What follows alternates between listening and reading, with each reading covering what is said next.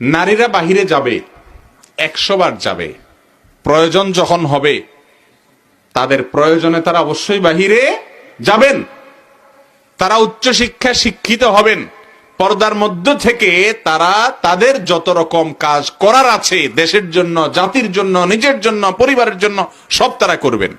কিন্তু উপার্জনের জন্য দায়িত্ব হলো পুরুষের। উপার্জনের দায়িত্ব কার? পুরুষের। যদি কখনো নিজে নারীর উপার্জন করার দরকার হয়, তিনি অবশ্যই পর্দা মেনটেন করে উপার্জন করতে যাবেন যদি সেটার সুযোগ প্রয়োজন হয়। কিন্তু প্রয়োজন ছাড়া ইসলাম বলে পুরুষ বাহিরের সাইড দেখবে, পররাষ্ট্র মন্ত্রণালয় পুরুষ দেখবে, আর স্বরাষ্ট্র মন্ত্রণালয় দেখবে কে? মহিলা। এই যে একটা ভাগ ইসলাম করে দিয়েছে, দায়িত্বের ভাগ, একজন ভেতর দেখবে, আরেকজন বাহির দেখবে।